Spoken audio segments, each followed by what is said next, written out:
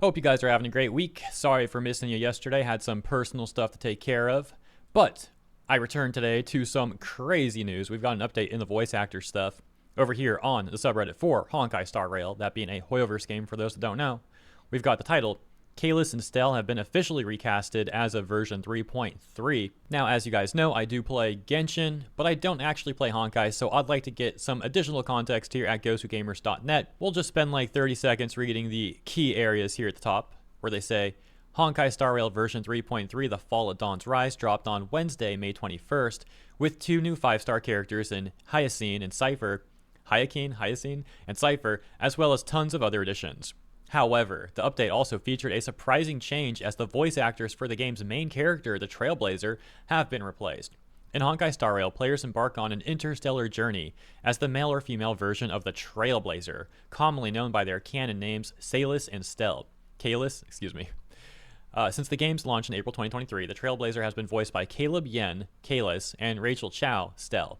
So this is basically like the Honkai version of the Traveler in Genshin. Let's take a look and see if the voice actors who got recast have issued any statement on this yet. Hopping over to Twitter first for Rachel Chow.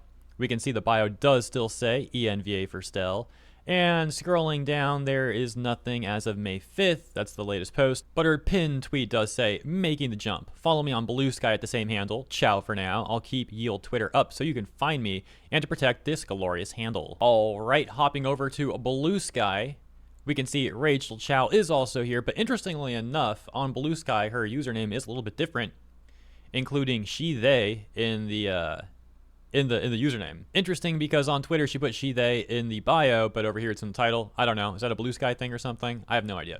But the bio does still say ENVA of Stell and Honkai Star Rail, and similarly to Twitter on this part, no activity lately, and no statement issued about the recasting. As for Caleb Yen, he does also still say Trailblazer in his bio, but I don't believe he's on Blue Sky, so all we'll take a look at is this Twitter account, and there's even less activity here. Pin tweet from 2021, and the last post actually from back on December 5th, 2024. Let's actually return to the Blue Sky account for Rachel Chow, though. I found something that gives some more context. So 2 months ago, we got this Blue Sky post from Shar that says, to Rachel, so glad you could find happiness and have a great day. I miss you a whole lot in Honkai Star Rail, and I send weekly feedback requesting them to sign the interim agreement for AI protections so you and the other wonderful actors can get back to voicing our beloved characters. Hope for positive news. Now, hopefully, as you know, and something we've talked about extensively on this channel for a few months now, obviously the interim agreement is about a lot more than just AI protections. That's like the whole Trojan horse thing, the whole like manipulative part that a lot of people have been criticizing the VAs, SAG, the agreement for, to put it simply, of course. But I suppose I'll add on to this really quickly for anyone who may be out of the loop on this still. And essentially, one of the biggest issues is that the agreement and these VAs and SAG are trying to flip these games, Hoyoverse games and other games, to be union-only games, which would come with a lot of negative repercussions for VAs who are not a part of the union, such as forcing voice actors who don't want to join the union into joining the union and having to pay those members' dues, or risk being terminated from their positions, from their roles. Nevertheless, Rachel Chow responds and says, thank you so much. That is really so kind and helpful of you. Hoping for good news soon, too. I guess that didn't age so well, did it? Here's something really funny. So back on the subreddit Honkai Star Rail and the post that we read earlier about this recasting news, you can see a top comment here says, so it's like Kenichi and Genshin, only new lines for now. Older will be replaced in the future. So it'll be a mix of both VAs for now. There is also lots of NPC VA changes, not even for EN, but looks like for JP also. The response saying, we live in hope that this means we could still get a recast for Paimon. I will play the heck out of Genshin if they recast Paimon. Give her Freeren's English VA and I'm sold. So you can see that the people's dreams for a Paimon recast is still holding strong, still very much alive. Maybe more alive than ever now. An interesting point at the top about the Kenichi situation and these VAs getting replaced. I do wonder if when we see the announcement of who the new VAs are for the Trailblazers and Honkai, if we'll see, just like we saw happen to Jacob Takanashi, the new VA for Kenichi, that a certain clique of very toxic English voice actors and SAG-AFTRA bootlickers and their supporters will try and harass the new VAs too, just like they did to Jacob Takanashi. Of course, they all know very well how much backlash they got for that situation, though, so perhaps this time they won't actually do it, even if they really want to. Maybe now they'll be scared of all the backlash that they will get from the communities and the internet at large. It's really crazy how big of bullies these people are. We literally saw some VAs on Blue Sky saying that people like Jacob Takanashi deserve to be harassed even more, and saying stuff like, oh, back in the good old days of unions, people used to get physically assaulted for being scabs, and trying to make it sound like, oh, Jacob Takanashi got off easy, and all the fans mad at us really shouldn't be mad at all. By the way, let me also clarify something. This comment we read a moment ago that I said is a top comment is in fact the top comment in the thread, both sorted by top and also sorted by best. Come on, Reddit, what are you doing? There we go. Okay. Speaking of people upset on Blue Sky about this news and getting mad at the fans of these games, there is some stuff we'll take a look at in a moment where, yeah, there's more people mad over on Blue Sky. But first, let's hop over to the Genshin Impact subreddit. We took a look at Honkai Star Rail. Now we'll read some over on our Genshin. This post reading, the VAs for Honkai Star Rail main characters have been replaced, which we share the VA of Gaming with. So I guess he'll be replaced soon. Hey, quick side note about that. Do you guys remember when Gaming was released and people in the community were making memes about like gaming, like, wow, they really released a character in a game whose name is Gaming? And then you had a bunch of Twitter cops who are probably now in Blue Sky saying that it's very offensive to make fun of his name. Like, you guys shouldn't be doing that. it's like racist. It's a Chinese name. And it was like some of the most brain rot stuff ever. To take it even further back, it was like when people were mad about the John Lee memes. Oh, you can't call John Lee. That is so problematic, guys. Oh my gosh. Now, look, really quick, as much like fun as I'll make at Blue Sky, which is completely justified, by the way, completely justified.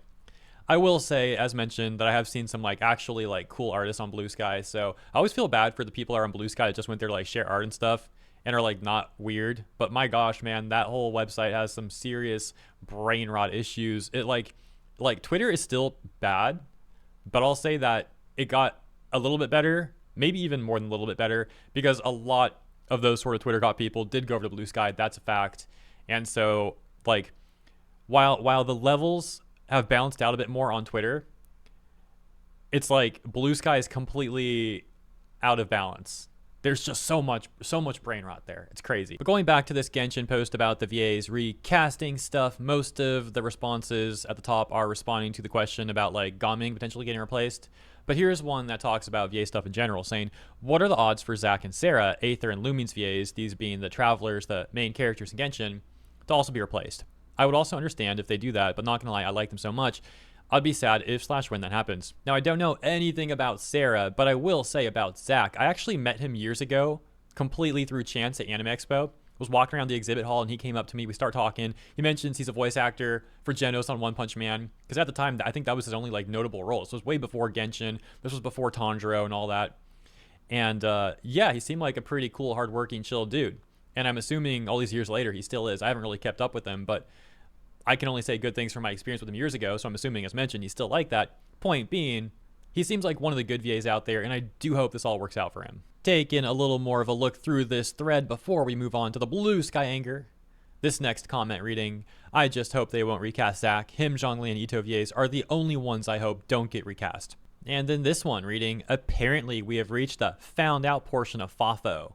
It's sad too. I do enjoy the current swatch of ENVAs. I really do. But at this point, the game has been revealed. The jig is up.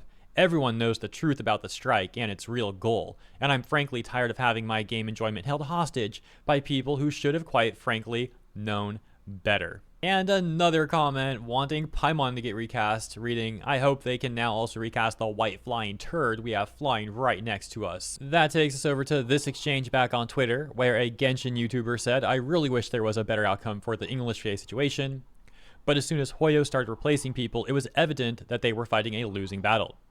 Response reading, what's crazy about it is that Genshin and other Hoyoverse games aren't even affected by the strike in the first place. The English VAs chose not to record because they wanted higher payments or something like that, with someone else saying it's much more complicated than that, and then a different user responding saying, no, it's not.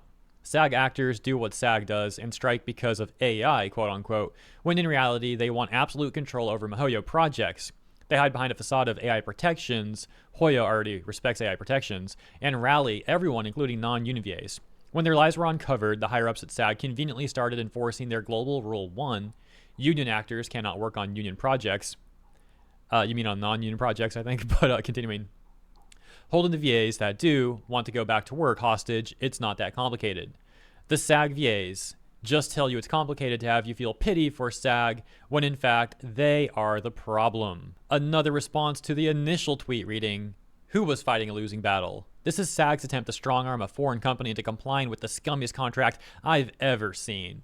Hoyoverse has been incredibly patient with the strike. If anyone is fighting a losing battle, it's SAG. Hoyo isn't going to budge. That seemed to have upset someone else as they say, let's defend the billion-dollar company together, guys. Let's go. To which that other user responds, saying if you actually read into it, in this situation, Hoyoverse is in the right. This is something that we've discussed a number of times in the past too, how SAG-AFTRA and a number of the union VAs have come off so unlikable that people are actually defending the corporation. In this example, something that is very rare, but that SAG-AFTRA and those VAs managed to accomplish through how unlikable they are. Congratulations. We'll take a look at a few more examples here. This one saying it was revealed by Rio's VA that it was just the VA's own volition to strike in hopes of getting Hoyo to sign that for better treatment. The better treatment being the agreement that's really, bad agreement for Hoyoverse and bad for non-union VAs. It was a group effort done by them, the union VAs, rather than being orchestrated by SAG-AFTRA, since Hoyo games weren't supposed to be involved. Joe Zija referring to this action as a collective work refusal. The current video game strike, the official one by SAG-AFTRA, is against a number of major Western gaming companies. According to my recollection, companies such as Electronic Arts, Warner Brothers, etc., etc. Now, it does seem like SAG-AFTRA is involved on some level, aside from just having their members involved with the collective work refusal against Hoyoverse games, as we have seen them trying to act as a mediator, a middleman of sorts with getting the work refusal's demands sent over to Hoyoverse and asking Hoyoverse to sign said demands. Some people speculate that they have more involvement, some less, but factually from what we have seen, they are at the very least trying to get this whole contract forwarded and signed by Hoyo. Ultimately, whatever the case may or may not be, it is still important to remember that SAG is a union built by its members. So by default, by talking about SAG-AFTRA, you are still also talking about its members. Some people try to draw a very clear distinction between the union and the VAs, but the union is made up of the VAs. Now, if we go into further detail, of course, there's a hierarchy, so to speak, with some members not having much involvement. Maybe they just vote here and there. Others are bringing in significant amount of money and get things like healthcare benefits, but around 85% of members, according to my recollection, don't qualify for the minimum income to get benefits. So there's varying degrees here, of course. And then there's people who are voted in to have these executive positions at the union and whatnot. Regardless, though, it is ultimately made up of the members, and some of those are actors, some voice actors. You get the point. What's interesting is when you see lots of people trying to put all the blame on SAG-AFTRA itself and act like the VAs are all innocent when, as we just discussed, the union is built up of its members. And furthermore, as you can see here and elsewhere on the internet, such as Reddit, etc., some people try and cite Erica, the VA for Venti, as proof that SAG is forcing VAs to do certain things and that they don't have free will of their own. For example, this comment that reads, VAs that are part of the union could get blacklisted by SAG-AFTRA if they continue to work. Venti's VA confirmed they are being sent threatening emails by the union. There's a lot more to it, but yeah, VAs are not the main people to blame.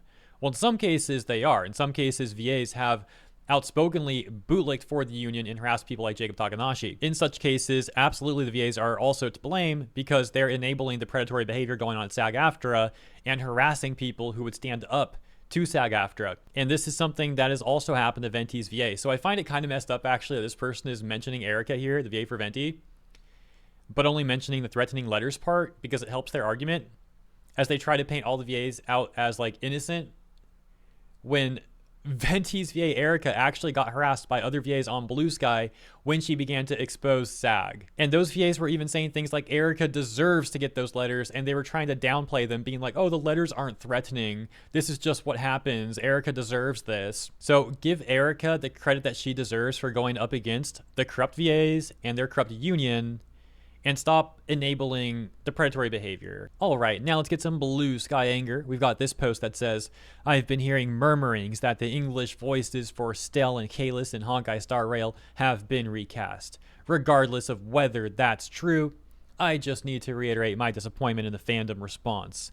That so many people are so ghoulish as to not care about the livelihoods of the VAs that literally give voice to the main characters of their favorite game, because how dare they have to play a game for a few months missing some voice acting? I mean, that's part of it, but you're also ignoring how people just didn't like being manipulated by VAs that were lying to them about their demands and what they were trying to do to Hoyo and non-uni VAs. It's funny how this is so often left out by people who are trying to always defend the strike and SAG. They are mindless, petulant black holes of content consumption, and I can't stay.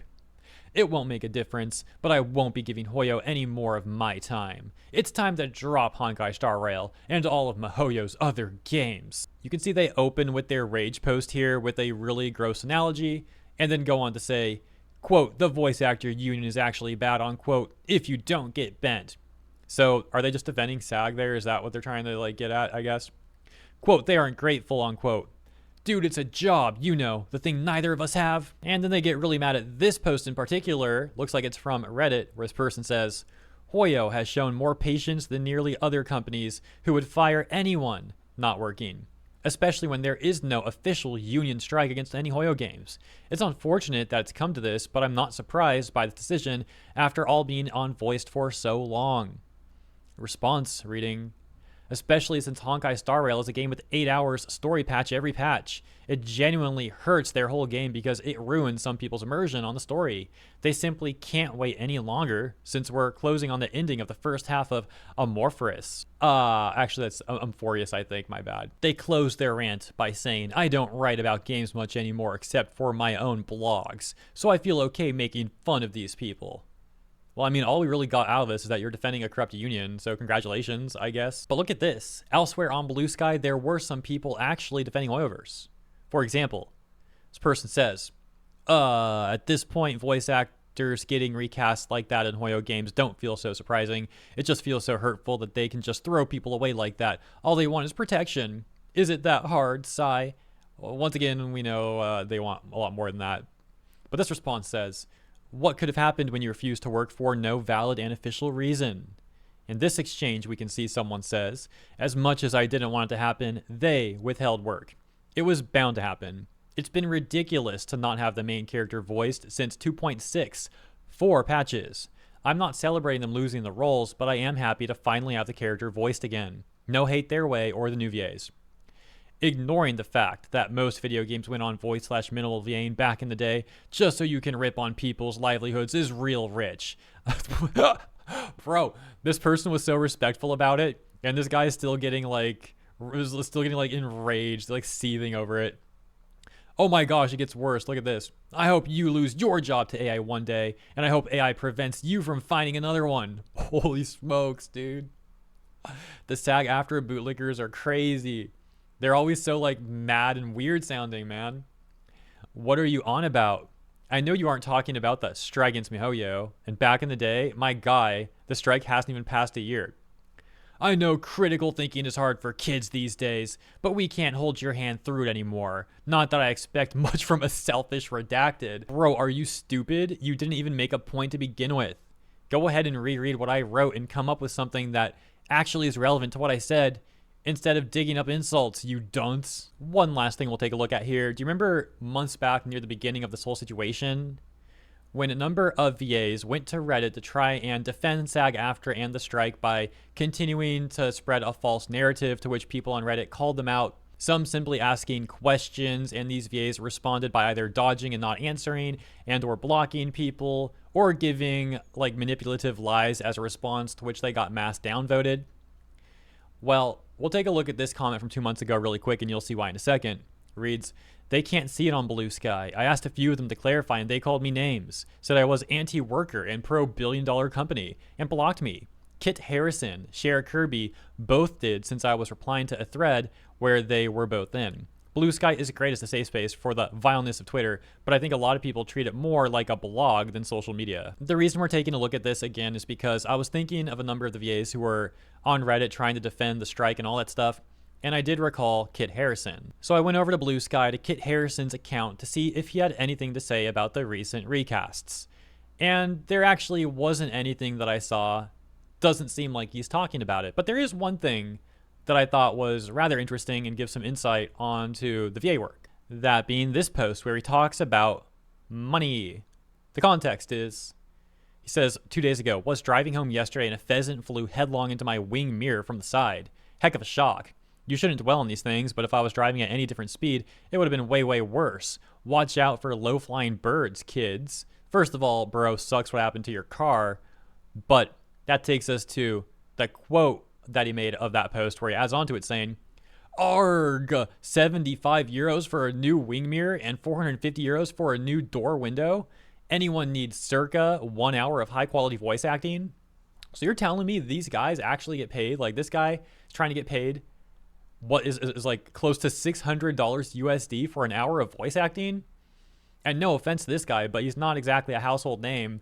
Doesn't exactly have like a big credit list here, and still wants like 600 USD around for around an hour of VA work. Is that really what these people are trying to charge?